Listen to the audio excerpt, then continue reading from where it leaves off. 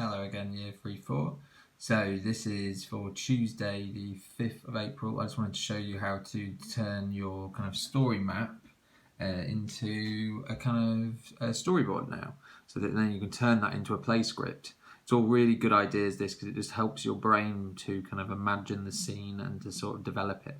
So I'll show you how I did mine. So I started off, didn't I, with my little story map. Well, my little kind of picking my parts first of the scenes. So I hope you've got your kind of favourite scenes now kind of all made up.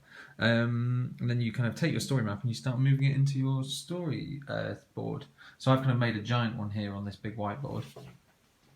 So first of all, I just decided, oh right, rather than draw them, I'll just write them, and then I can write down loads of different words. But you may like to draw your characters and what they're doing and how they're acting in the scene. That might help your brain a bit better, but writing seems to help my brain. So I do that. And then I kind of write down here, little Mole and friends arrive, they're stepping through pollution, they're moaning, Badger and Rat are moaning, Toad and Mole are worried. So not all the characters are acting the same. And then here I've added even more information, like Badger's grumbling, telling Rat to keep it down because Rat's angrily moaning loudly. Two adverbs there. Toad's kind of crying away to himself, all quite cute and funny, and Mole is sad, but it's kind of got it together. So he's trying to comfort Toad.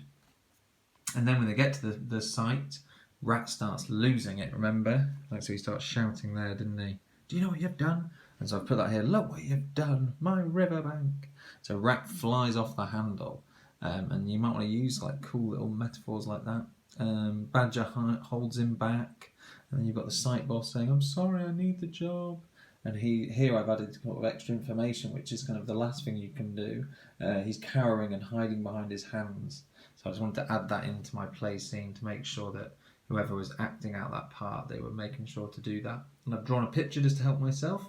And then I've started doing the same thing here for the calm down, explain bit. So you'll see at the top I've kind of put in like Rat losing it outside the site, calm down and explain time. So these are just like headlines for my scenes, or part of my scene, just to kind of keep my writing flowing and make sure it all makes sense.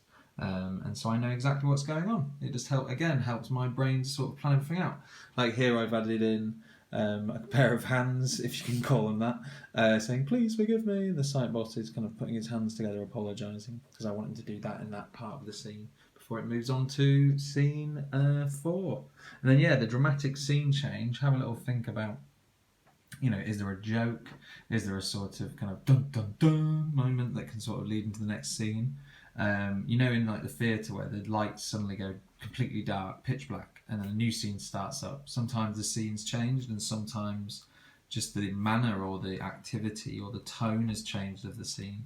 So have a little think there. Like my mind's ending in him kind of saying sorry, but I think I'm going to have Mole sort of make a joke to sort of calm the scene down. Or maybe my weasel friend will jump in at the last moment. That might be a cool way to end the scene. So have a little think, have a little go at storyboarding yours out, and get ready for kind of, sort of adding some speech bubbles to this tomorrow. Proper speech bubbles where we'll write the proper speech, and I'm going to use post-its and then stick them around mine. Obviously you can do that whichever way you like. There is actually some speech bubbles for you to print out tomorrow if you have them, or to copy. So I hope you like those. And I hope you're liking these videos. Let me know how it goes at our year 4 and year 3 emails. Alright guys, take care and see you in the next video.